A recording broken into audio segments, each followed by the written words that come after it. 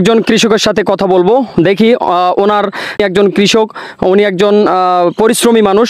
দেখি ওনার কাছ থেকে জানবো আমাদের এই বছরের ফসল বা ফসলের যে ক্ষয়ক্ষতি সেগুলো সম্পর্কে আপনাদেরকে বিস্তারিত জানাচ্ছে।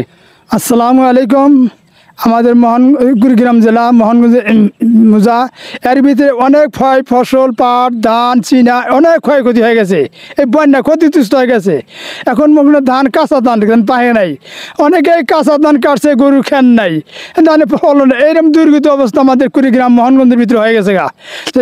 সরকার সব এই আবেদন ব্যবস্থা আপনাদের কাছে চাই। আমাদের নদী এলাকা, ভাঙতি এলাকা, এরকম খুব দুর্গত অবস্থা।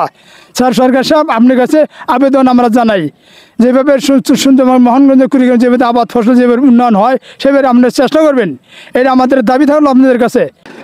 আপনারা জানতে পারলেন যে আসলে আমাদের এই কুড়িগ্রাম জেলার রাজীবপুর উপজেলার মোহনগঞ্জ থেকে শুরু করে আরও আশেপাশে আরও অনেক উপজেলা রয়েছে যেগুলো নদীর সাথে সম্পৃক্ত এবং নদী কবলিত এলাকা যেটাকে বলে।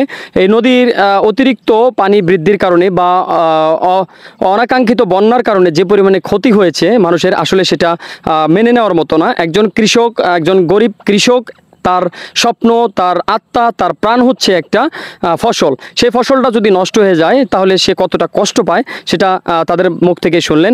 আমি এই নিউজের মাধ্যমে সবারকে একটা কথা বলতে চাই, আমাদের সকলে মিলে সবার দাবি সেটা হচ্ছে আমাদের কুড়িগ্রাম জেলার রাজীবপুর উপজেলা সহ কোদালকাটি এবং মোহনগঞ্জ এবং পার্শ্ববর্তী আরও যে ইউনিয়নগুলো রয়েছে এবং আশেপাশে যে আরও উপজেলাগুলো রয়েছে সেগুলোর যে বিভিন্ন সমস্যাগুলি রয়েছে সেগুলোকে সমাধান করার জন্য সবাই আহ্বান জানিয়েছে।